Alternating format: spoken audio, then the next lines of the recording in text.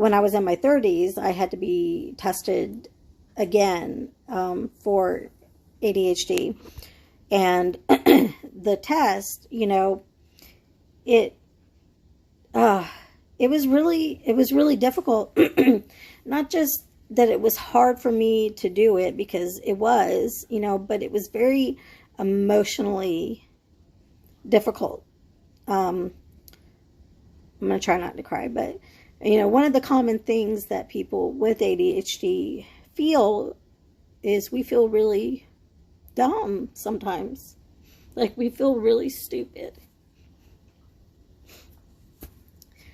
And we're not. I mean, like I said, I know that I am an intelligent person, but there are times and situations where I just feel so stupid. And I remember when I was taking that test as an adult, I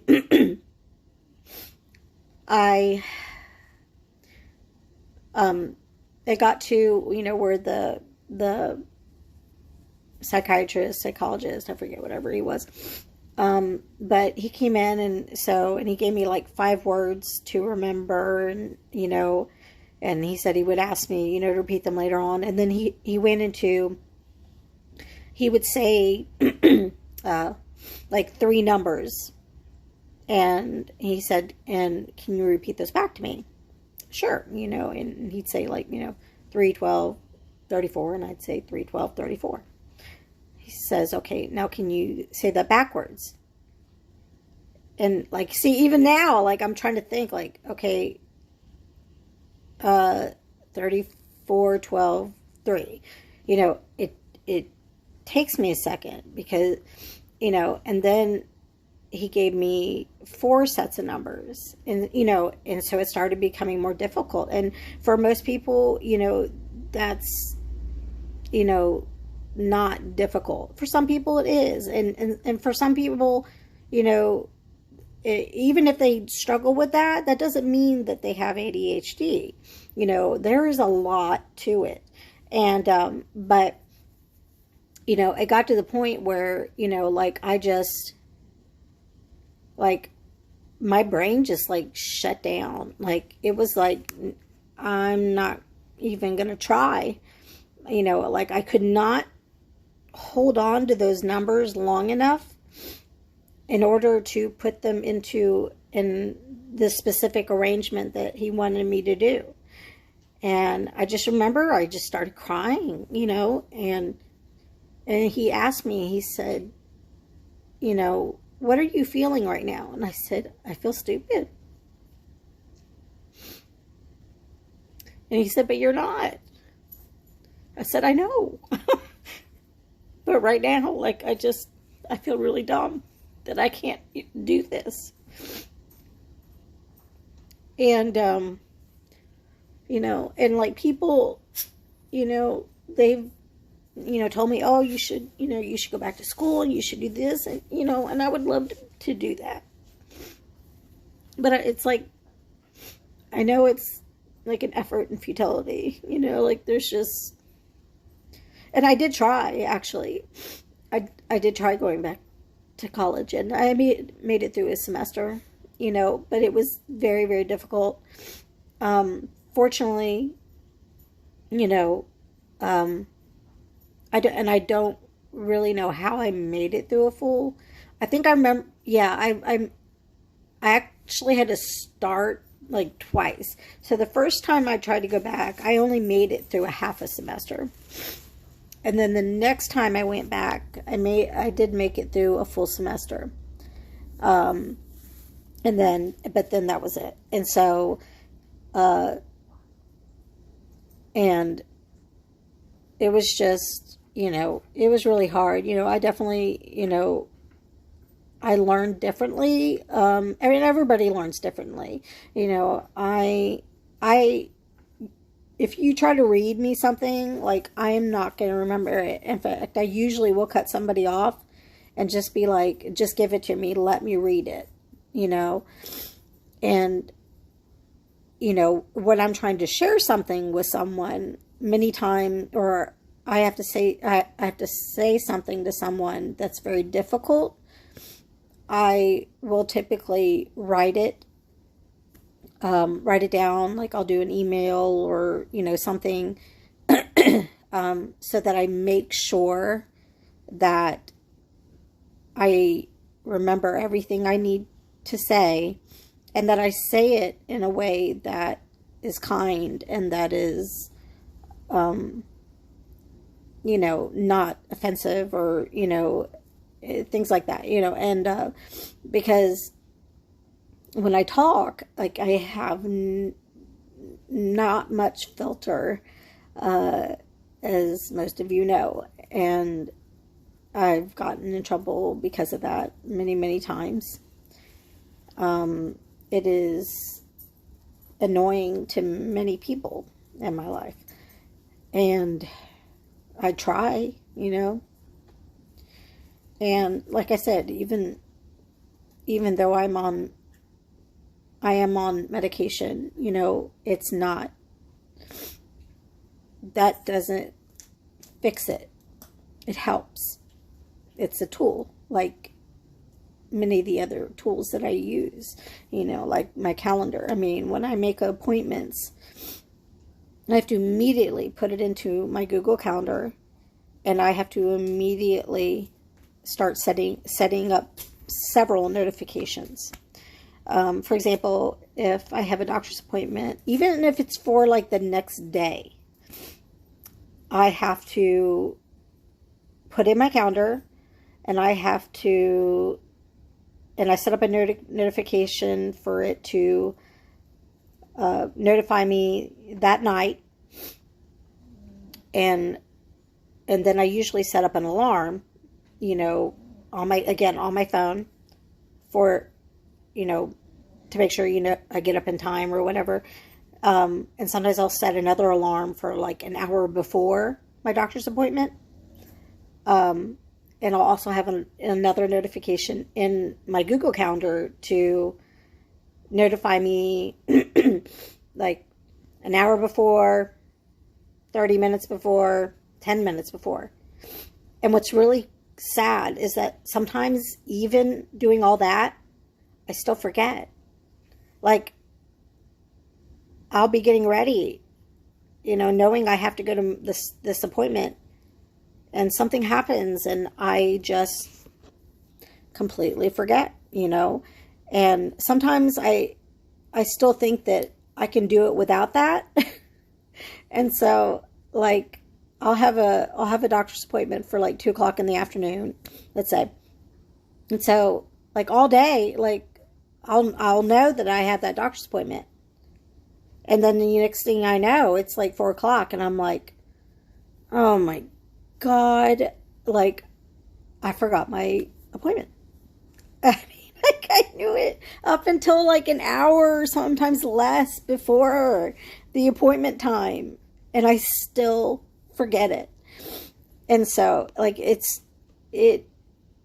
is extremely frustrating, and and you get charged when you miss appointments. Like, I've lost so much money just because I've missed doctor's appointments, and it's just so frustrating and so annoying, and again, it just, and so, like I said, it's normal to forget things sometimes. It's normal to have mood swings sometimes, where, and it's normal to get distracted sometimes, and it's normal to be sad sometimes, and then normal to be really happy sometimes. But none of that means that you are bipolar or that you have ADHD. If you have not gone to a doctor or have been seeing a doctor and have received a diagnosis and have been, dealing with this,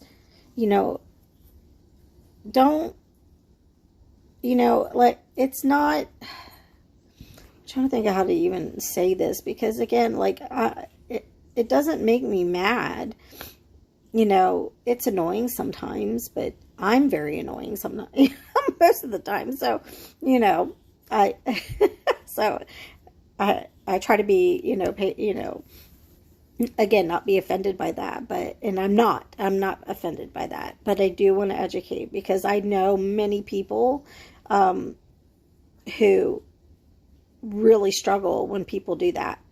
Um, I think I think it makes them feel like their diagnosis or what they're dealing with is less than, because people, when they say, when they finally say, oh, well, I am bipolar, or I have ADHD, and, the person's like, oh, me, girl, I know, me too. Like, I'm constantly forgetting things, and, and I'm just like, okay. I mean, like, and usually I will ask, like, oh, okay, what are you seeing a doctor? Are you, do you need any helpful tips? Like, when were you diagnosed? And, like, how long have you been dealing with it? Because I innately want to help, and they're, now, I mean, I've never, seen a doctor or anything, but, and I, and I'm like, okay, well, I mean, like, does it really affect your life? Like, and, and if the answer is no, then you probably don't have it. Because when you really do have these mental health issues, they affect your life, your daily life, in a very extreme and devastating way. I've been quite lucky where, for the most part, I mean, my 20s, like, I just forgot. I try to forget my 20s never happened. Like, it was so bad. Like, it's so bad. And I wish, and even once I was diagnosed with being bipolar, I don't know. I didn't take any self-responsibility at all, and, sometimes, like, you have to do that, because even though you may have, and this is just my opinion, this is just how I think about it, but even if you do have, even if you are diagnosed with ADHD, or bipolar, if especially when it affects other people, you still, even though you have that diagnosis, like, that doesn't make affecting other people's lives in a negative way. That doesn't mean, like, it's not an excuse. Like, it can bring understanding as to why this happened, but it's still, I still apologize. And I still try to do better, and I try to find better ways of dealing with things, or, and I think, just as a person, I think, as a human being, I think everyone should do that. I mean, regardless of whether or not you have, any mental illness or health condition or anything that affects you, or not, or if you don't have anything, like, you still, if you make mistakes, like, you never want to just condemn yourself, and it's very easy to do so, and I still do it all the time. I mean, you saw me emotionally reacting to, how I felt and how I feel at times, with feeling like, that I'm dumb, and even when I know I'm not, but, regardless of what you may or may not have, or what you are struggling with, like, if you hurt other people, you have to take responsibility for that. Period. You know, you have, you cannot, I never condone people who use their health issues as an excuse. Like, it's okay that you did that because, you're bipolar. No, it's still not okay. It may not be your fault, because of this condition. But if you have done something that, again, has negatively affected another person, then you need to take responsibility for that, and you need to apologize and again, try to do better. It's not, a diagnosis is not an excuse to then just sit in it, and so yeah, this video turned out to be a lot longer than I thought, but I that's fairly normal because, like I just recently, I was telling somebody, like, in one of my bipolar groups, actually, they posed the question, does anybody else ever, like, really overshare? And I was like, yes. I said, you can ask me one simple question, and then we'll get, like, a 3-hour live documentary about that topic. I mean, oh, God. So,